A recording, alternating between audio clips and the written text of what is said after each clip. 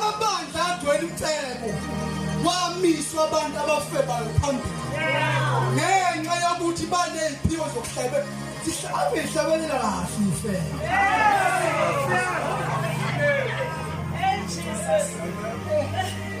lo okholwayo aseyibone ngathi manje naye ngathi uyasala manje abone ngathi uyasala manje isitha sifuna ukumfaka ukuthi azenyeze bese ukuthi lezikho abanye abantu abakhohlakele ayikho indawo abangayisabi njengepulpiti yabona umuntu osenenkulunkulu noma engasidlanga isomo makuthuza maphambili